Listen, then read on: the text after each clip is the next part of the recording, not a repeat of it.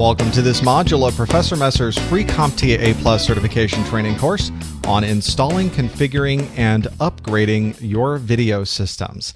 Now, this is a module that comes directly from 220-601, Section 1.1, where we're expected to identify the names, purposes, and characteristics of display devices. In 220-601, Section 1.3, we also have to be able to troubleshoot problems with display devices when you run into issues. And finally, in exam 220-602, Section 1.1, now we have to be able to add, remove, configure, and do a lot of different things with video devices and how it would work with video type components. So we're going to go through quite a bit. We're going to give an overview of video. We're going to look at video adapters, and then I'm going to show you in your Windows XP system how to configure your display options, how to configure multi-display support, which can be really useful, and then how to install and upgrade display devices. So let's start with an overview of video. And you can see here what I've done is put up just a couple of very common display types. Displays are something you see in every computer system because we have to be able to see some of the things coming out of our computer. Older types of display systems are CRTs, or cathode ray tubes. You don't see these sold anymore because they are an older technology. They're a little bit bulky. We're going to talk about that in a moment. The newer style that you see on the shelves these days, and one that's become very economical to put almost everywhere, is a liquid crystal display, or LCD display. And here's one from ViewSonic. It's the one that I use whenever I'm working on my systems. So these two display types are what you're going to run into in almost any environment when you start working with video output. CRT technology has been around for a long time. The first CRT to be made available for sale was in 1922, and the first federally licensed television station was in New York in 1931. So this technology has been around for a long time. It is a technology, though, that's worked extremely well, but you can look at this picture, you can see there's a lot of complexity to how this cathode ray tube actually works. These are very large systems, and you can see that there's a lot of different components to make sure that that video goes off to the screen. But essentially, you've got this electron gun in every single one of these CRTs that's sending out electrons onto a screen full of phosphors, colored phosphors. And when it hits those phosphors, they brighten up. You can start to see images come up on your screen. Now, this particular electron beam is going back and forth over this screen many times a second. There's a refresh rate from the top to bottom that you'll often see mentioned with CRTs, and this is happening so fast it's very hard for the human eye to see. Only when we get into very slow frequencies do we start to see some of the flickering types of things you see with a CRT screen. Usually you don't have to worry too much about fixing problems with this CRT because economically speaking, the LCDs are a much better technology to use and the prices on them have dropped so that it's a good replacement. But occasionally you will see situations like this. Now, you don't want to go into the back of your CRT and start looking around and poking around at the systems that are in here. This is why I put this picture here so you wouldn't have to do that. There are very high voltages inside of that, and unless you know what you're doing so that you can discharge the voltages, you may get a nasty shock, especially on some of the older CRTs. So as a rule of thumb, usually you don't touch the things that are inside the CRT case. Most of the CRTs have a specific size. If you're looking to replace a CRT for any type of reason, you're looking to have a specific size, usually measured in inches in the United States. And another piece that's important about a CRT is understanding what resolutions it supports. You've got a video adapter card that's inside of your computer. You want to be sure that the CRT specifications match the capabilities of that adapter cards. And I just put a couple of supported resolutions, things you might expect to find when you're looking at some of these CRT specifications. A very important one, as I mentioned before, is the refresh rate.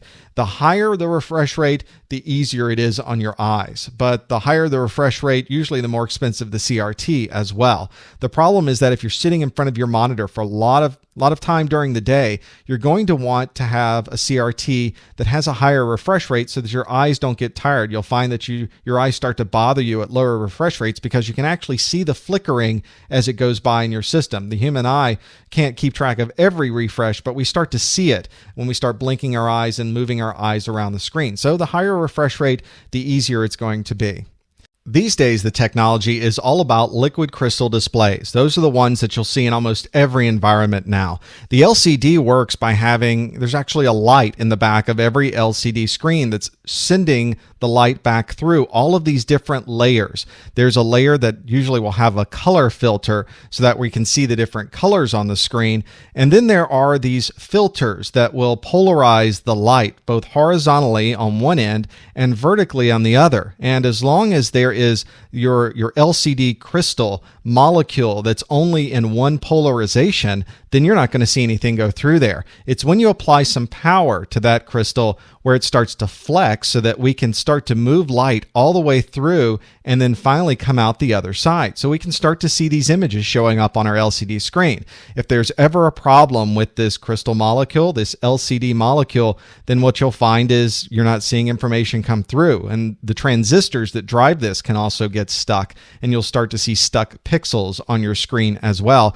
And occasionally the light that's shining through the back of your LCD traditionally has been a fluorescent light, and they've lasted very long, but newer technologies use LEDs, which are whiter and they're brighter, and hopefully they'll last a little bit longer than some of the fluorescents. If you're in the market for an LCD, the specifications can vary widely, and they're a little bit different than the CRT. First, like the CRT though, we're looking for specific screen sizes. And those screen sizes are usually going to be based on what people want for a native resolution and how big they want the screen to be. The native resolution is really important on an LCD. Notice I didn't just say the resolution it supports. Every LCD monitor has a resolution that is native. That is the total number of pixels across the top and across the sides. So whenever you are sending a signal to your monitor, having it in the native resolution is going to give you the sharpest and the clearest view. If you ever change the resolutions on your screen with an LCD, they can usually adjust a little bit, but you'll notice they're a little bit fuzzy. They're not as sharp as what's native. So when you're looking for a particular LCD monitor, make sure you match up with the type of resolution you want to run on that LCD monitor. There's also different aspect ratios you can get. Some of the older style 4x3 or square type monitors are available, but these days a lot of the new ones are the widescreen, the 16:9 monitors. And those monitors allow you to do a lot of different things, maybe put more information on your screen, and it tends to be where the industry's going with the sizes of the supported resolutions and the monitors that are available. There's also a response time. Notice this isn't a response rate, but a response time, which is how fast we can have these LCDs change colors or move back and forth inside of our monitor. The faster the response time, the better you're going to be if you're doing gaming or you're watching videos. If all you're doing spreadsheets and surfing the web, you may find that the response time isn't as important as it would be otherwise. There are other LCD specifications you need to watch out for. Another one's brightness, candela per square meter. Candela is how bright a candle is. So the brighter the backlight, the cleaner the backlight, the better your screen image is going to be when you see it with your eyes. So especially for laptops, you may want to have a bright candela per square meter because sometimes those laptops are out in the bright day, and the brighter the screen, then the easier it is going to be able to read that outside. There's also with LCD monitors especially something called the contrast ratio. Because we're sending light through an LCD, it's difficult to have really black blacks on an LCD monitor. And so the better contrast you can get will show you how the difference is between the blacks and the whites on an LCD monitor. And it's really about the quality of the display and the pictures you're going to have. If it's somebody who's going to be working a lot with images, doing Photoshop, working with videos, you may want to make sure you have a very high contrast ratio there, a nice large ratio in place.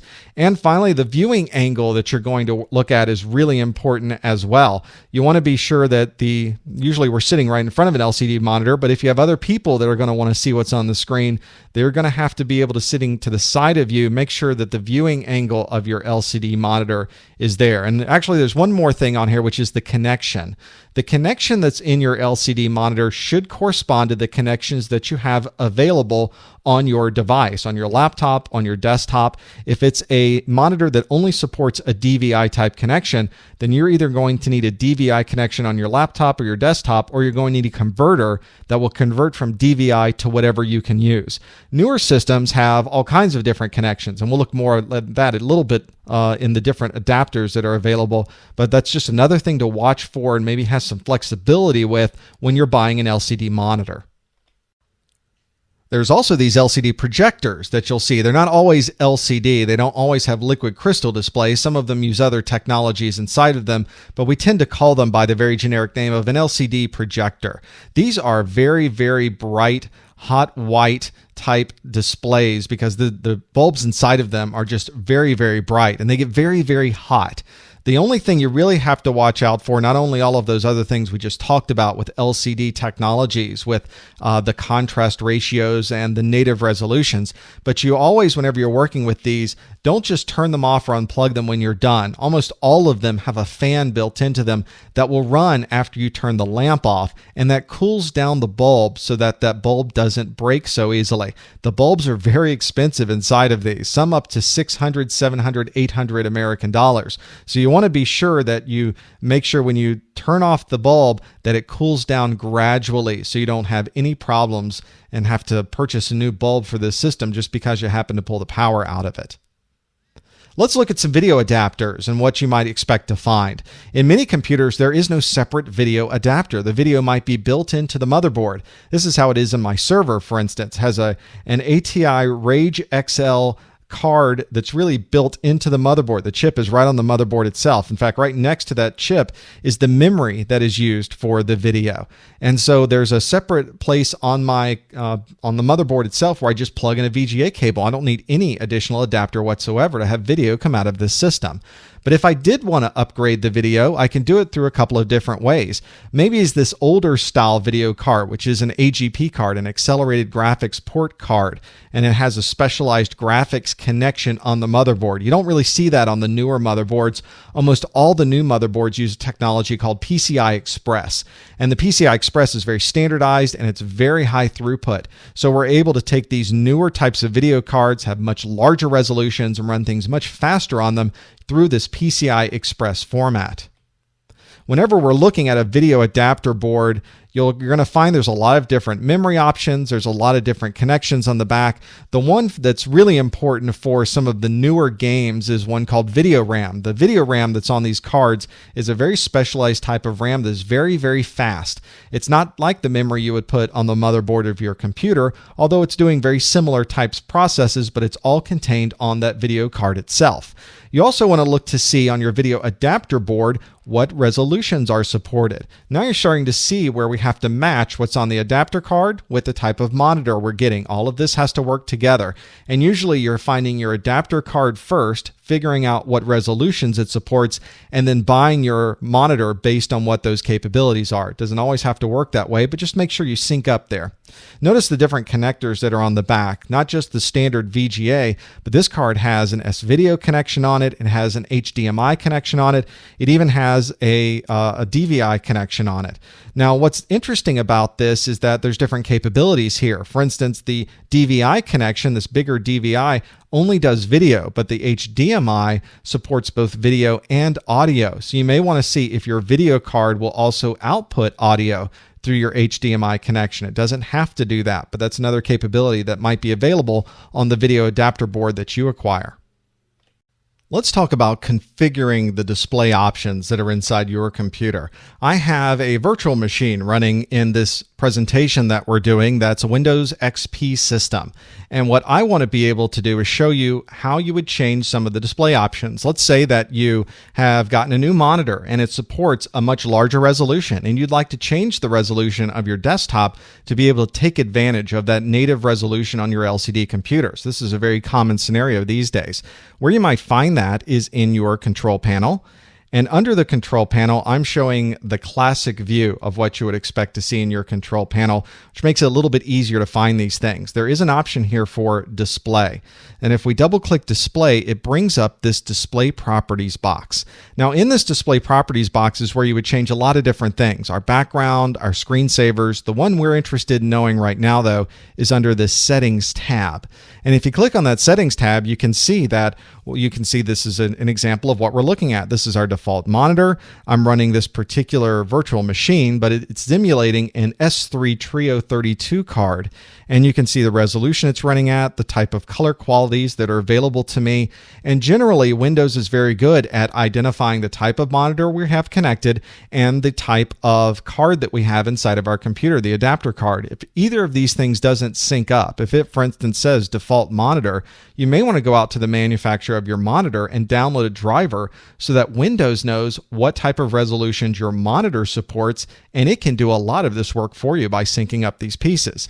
Now, in my case, let's say I've gotten a new computer and I want to increase the screen resolution. One of the things I can do is move my screen resolution up, say to 1024 by 768, and if I click OK, you notice now my screen will get much bigger, and it tells me a message. It says, your desktop has been reconfigured. Do you want to keep these settings? And notice it's counting down.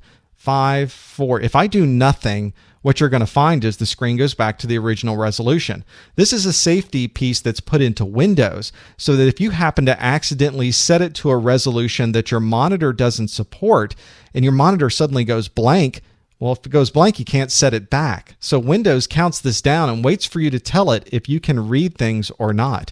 And then if you don't say anything, it just goes back to the way that it was. So if we want to make sure that we change it, we may want to increase our resolution. We'll click OK, and we'll say yes, we want to keep that. And now Windows knows that everything is looking just fine on your screen. If you're ever wondering if something's not quite right, just sit there for a moment, and you may find that Windows goes back to doing whatever it was prior to making that particular change. Multiple computer displays have become very popular, and people are finding when you have more than one monitor in front of you, especially if you're using a laptop and a separate LCD display, now it becomes much easier to work. You can have different things happening in different screens. So let me show you how you would do that.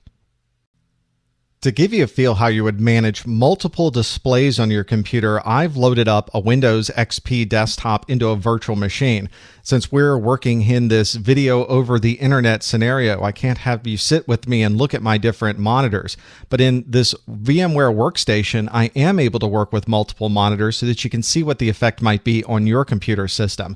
Now, one of the things that Windows is really good at is identifying automatically when a monitor has been added into your system. If you have a laptop and you plug in a monitor to the laptop, it's very good at noticing that there's a new monitor there. And so you have some additional options available if you happen to have multiple video ports on your computer and you plug multiple monitors into that.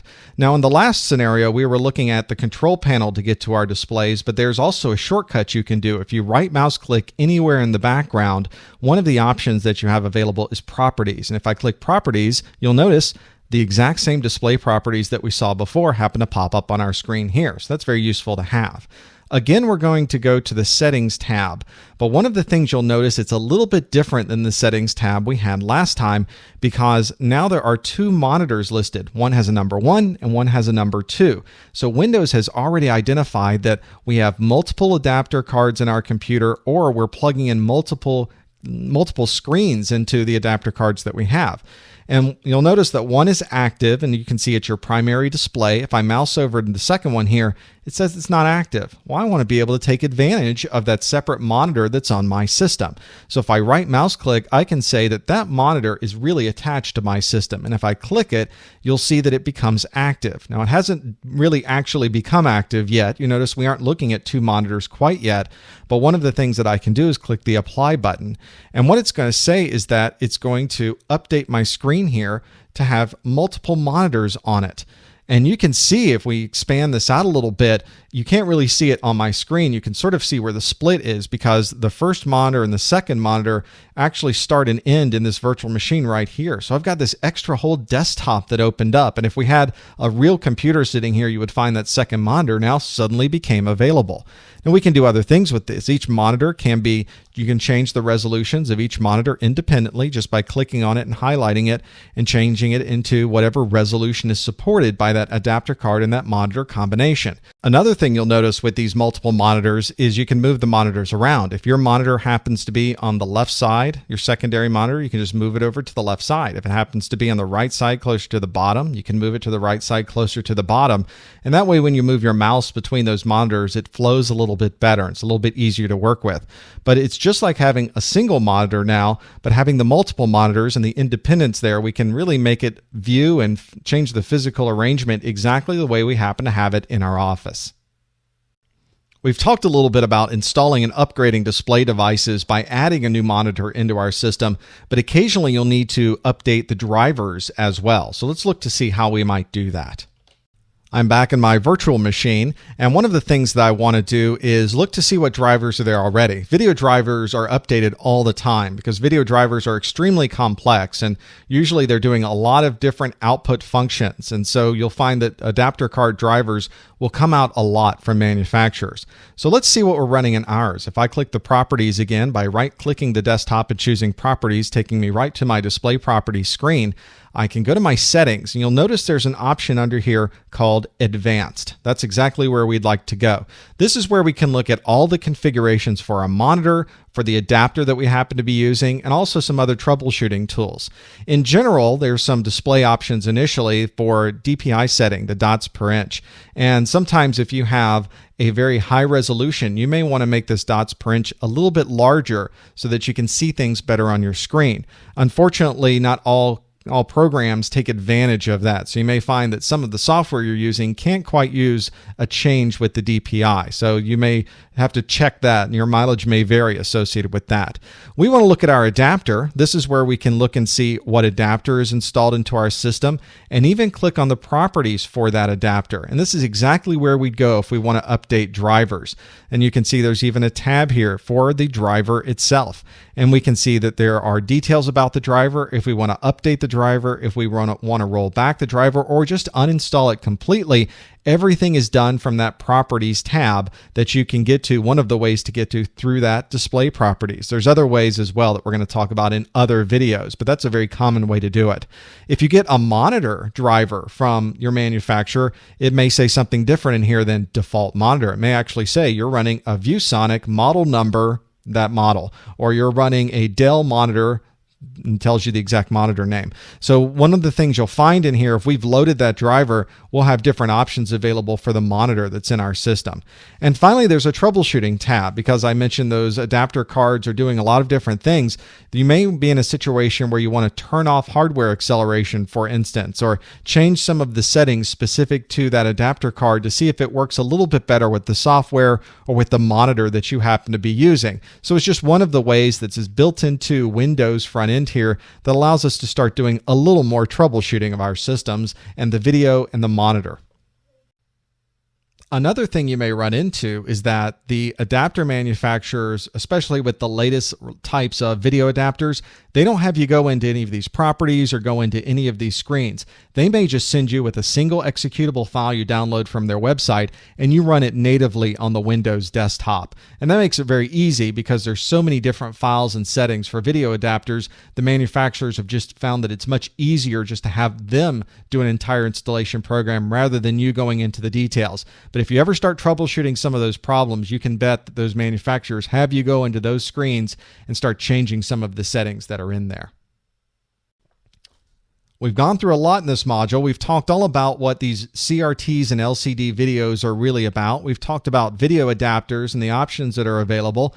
And then we've stepped through some of the options available in our Windows XP desktop to be able to configure not only the adapter card we have in there, but we've set up some multi-adapter and multi-display support. And finally talked about what you can expect when you start to install and upgrade some of those video device drivers. For additional free A+ certification training videos, to participate in our message boards and much more, you can visit our website at freeaplus.com.